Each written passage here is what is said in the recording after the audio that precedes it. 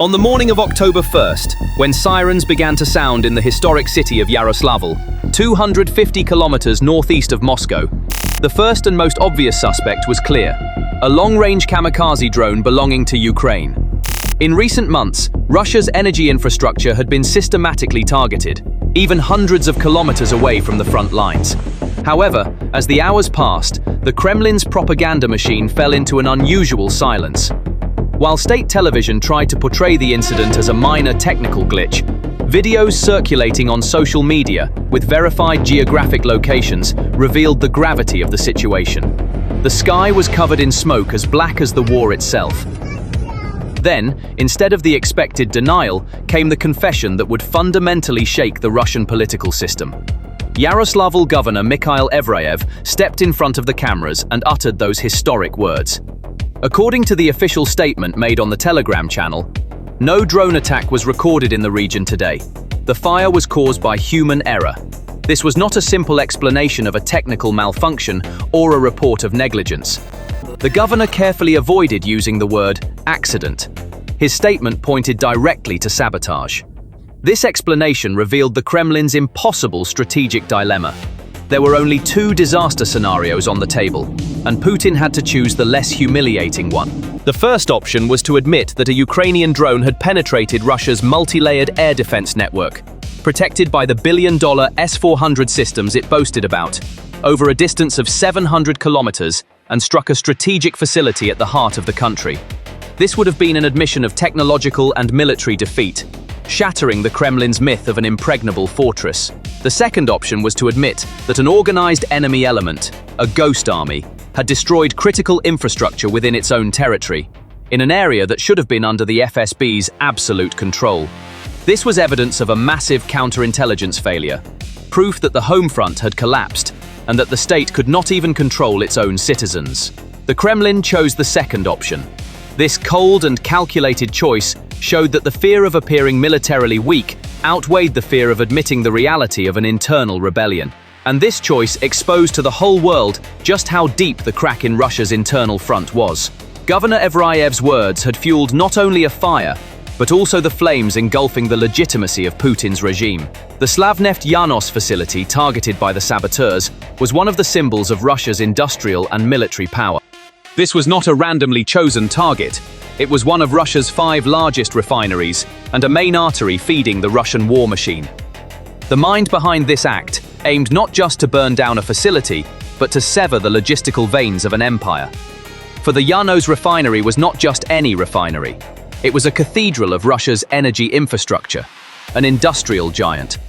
With an annual crude oil processing capacity of 15 million tons, it was one of Russia's 5 largest refineries, accounting for 5.4% of the country's total refining volume on its own. This meant that a single facility met nearly 1/20th of the fuel equation for a vast country spread across 11 time zones. However, what made Yanos the main target was not so much its size, as the quality and strategic importance of the products it produced. This facility did not produce ordinary gasoline or fuel oil. It was the center of high value-added products, most needed by a modern war machine and an industrial society. According to the facility's own data, Yanos was one of the main producers of high-quality Euro 5 standard diesel fuel, required by the precision engines of modern tanks and armored vehicles, such as the T-90M, which form the backbone of the army. More importantly, it supplied a significant portion of the jet fuel vital for modern Russian Air Force fighter jets, like the Su-34 and Su-35.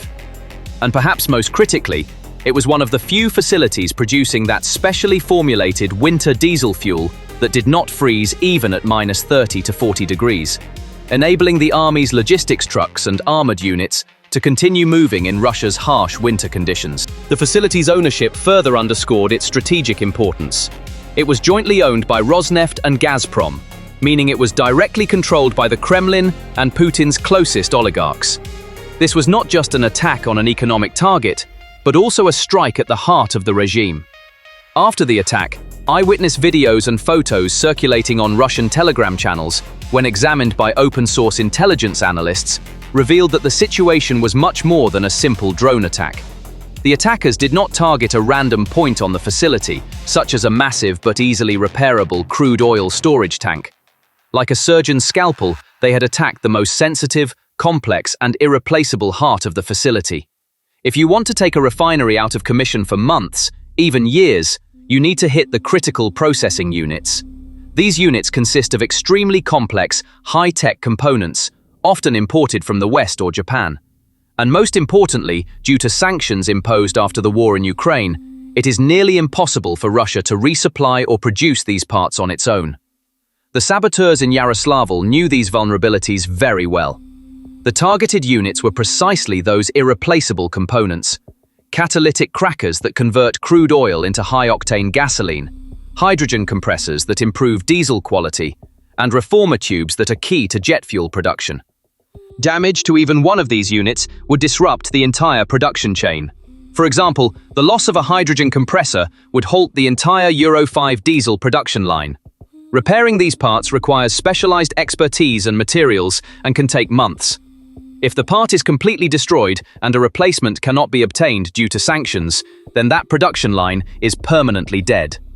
The fire in Yaroslavl is not an isolated incident. It is the final act of a strategy.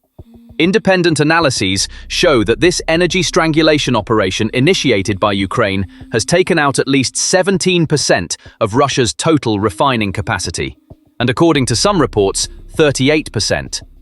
Dozens of refineries and terminals, from Kirishi to Volgograd, from Syzran to Tuapse, had previously been hit, their production disrupted, and their repairs delayed. The Russian energy system had already become anemic due to this constant blood loss, losing its spare capacity, flexibility, and resilience to crises. Therefore, the loss of a giant facility like Yanos created a multiplier effect that potentially turned the current fuel crisis into a catastrophic collapse for both the military and the civilian population. The smoke rising from Yanos heralded a wave of panic spreading across Russia. This crisis now directly affected not only soldiers at the front, but also ordinary Russian citizens from Moscow to Siberia. Videos verified by sources such as BBC Verify and Reuters document kilometer-long queues at gas stations. Rationed gasoline sales have been reported in more than 20 regions, from Siberia to occupied Crimea. A gas station manager in Novosibirsk compared the situation to the hyperinflation crisis of the 1990s, saying, "We haven't seen a crisis like this since 1993. Many stations are closing down and waiting for the crisis to pass rather than operating at a loss." Despite being one of the world's largest energy producers, Russia has become unable to supply fuel to its own citizens and military. If we look beyond this fire, we see not only red and black smoke, but also a silent yet violent internal power struggle that will drive the people to rebellion and despair. This war will be fought 1,000 kilometers behind the front lines. Not in the chimneys of refineries, but in the state's priority lists, in corporate cash cycles, in train schedules, in hijacked truck depots, and in data-driven security policies. The first breaking point is the politicization of fuel. The state legally expands the priority of military supply. What appears to be a temporary decision becomes a permanent regime in practice. The status of priority consumer is not limited to armored units. It extends to internal security, electricity production, and strategic transport. Thus, fuel ceases to be a market commodity and becomes a procedural commodity. Procedural commodities have two natural companions: the black market and bribery. The liter at the pump gains value when distributed through paperwork. Paperwork replaces price. Each new exception by the administration becomes a new source of profit for someone. The second breaking point is the fine veins of industry. Fuel does not only burn in engines, it circulates in the chemistry of plastics, paints, solvents, rubber, and asphalt. Without quality solvents, the printing and packaging line falters. Weak asphalt brings early cracks to the highway. Without low-sulfur diesel, heavy machinery experiences filter clogging combined with a shortage of spare parts. Every delay in logistics increases inventory costs and scrap rates. Waste due to low quality is recorded in accounting as normal loss, but fatigue accumulates in the chain. The political translation of this fatigue is silent inflation. While official prices appear controlled, availability decreases, quality declines, and waiting times lengthen. The public perceives this as life becoming harder. Another breaking point emerges within the Federation's internal mechanics. Regional administrations turn the issue of fuel allocation into a bargaining tool with the center. The center increases allocations on condition of order and security. In return, it demands loyalty. This creates a loyalty economy in the center-periphery relationship. When loyalty takes precedence over allocation, the field of talent narrows. Merit is placed on a waiting list. This slippery slope increases friction among local elites. The security apparatus takes on the unusual role of mediator. The state, driven by its security instinct, constricts its own economy. The market, driven by its security instinct, becomes overshadowed. This situation creates a gap in the people's labor and social demographics. As fuel suffocates the transportation sector, the flow of labor between cities slows down. Transition times from rural to urban areas, from job to job, lengthen. The real value of wages declines. Side jobs become the norm. Housing and food inflation rapidly erode fragile household budgets. Migration grows not from outside to inside, but from inside to outside. Educated young people connect to foreign employers through remote work. The brain drain accelerates. While this may appear to be politically stable in the short term, it erodes productivity and the tax base in the medium term. However, this is not just a civil and economic disruption, it is a military and security issue. As confirmed by Ukrainian Chief of General Staff Oleksandr Syrsky, it is a strategic crisis that directly cripples the logistics of the Russian army at the front. Tanks, armored vehicles and supply trucks become piles of metal without the diesel fuel to move them. Fuel shortages slow down the pace of operations. When the pace of operations slows down, the command echelon turns to compensating with fire. But fire, like fuel, is not readily available. Ammunition stocks face a different bottleneck. In such times, precision strikes against few targets become essential. The importance of small but effective teams, electronic warfare, and unmanned systems on the field increases. This evolution signals that pressure on the energy nodes behind the front lines will continue, even multiplying through more invisible and sophisticated methods. In other words, the conflict is heard more in the hum of data than in the roar of engines.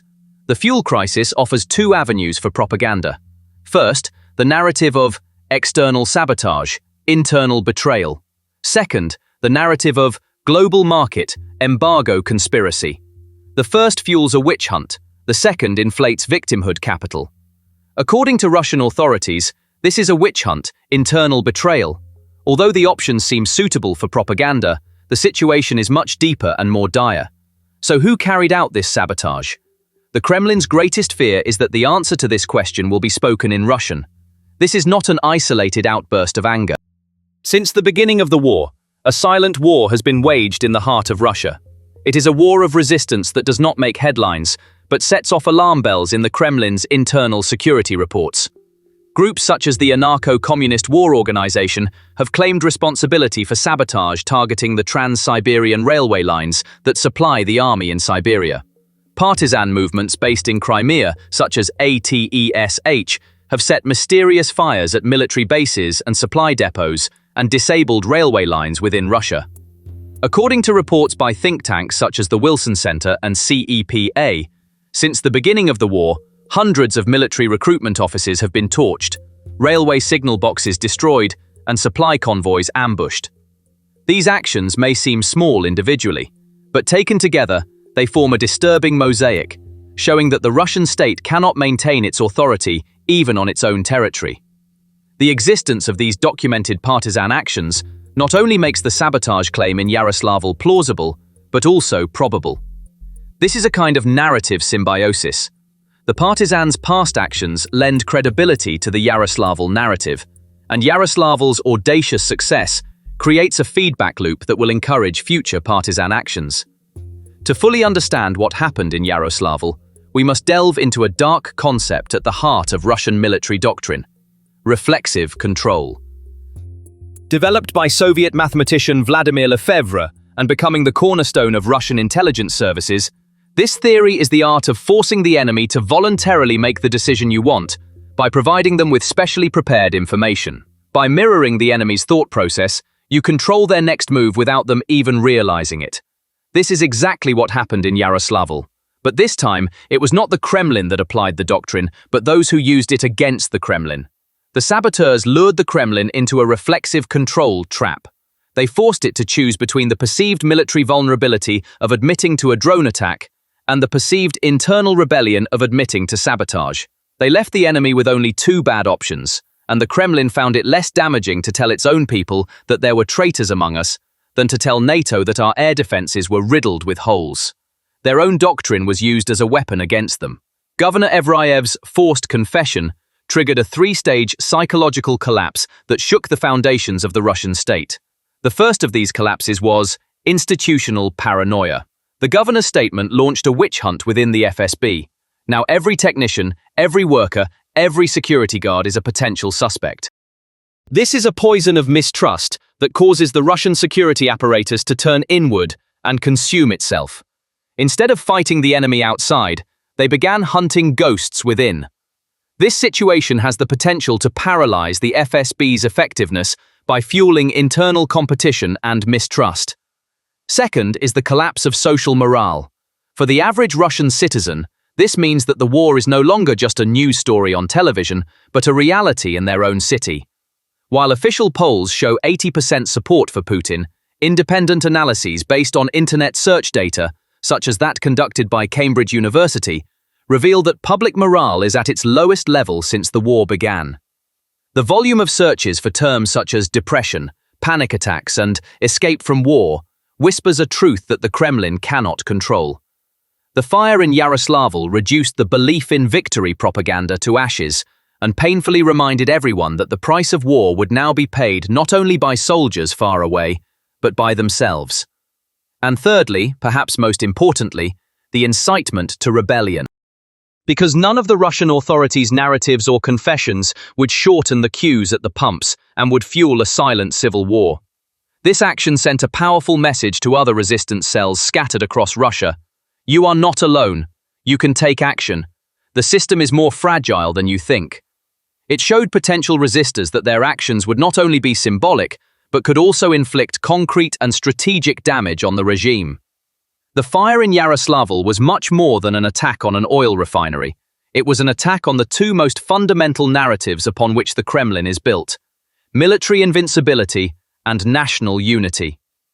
Putin had spent years building an image of power based on these two pillars, but in Yaroslavl, they had to sacrifice one to save the other. And with that choice, they exposed the crack in the regime's foundations with their own hands, in full view of the world. The question now is not whether Russia will experience an internal collapse. The question is where and when the next spark will come to follow this fire. Because what burned in Yaroslavl was not just oil, it was also the myth of the invincibility of the Putin regime. And once that myth is reduced to ashes, it is impossible to rebuild it. If you found this video helpful, don't forget to like it, subscribe to the channel and turn on notifications to stay updated on new developments. See you in the next analysis. Take care.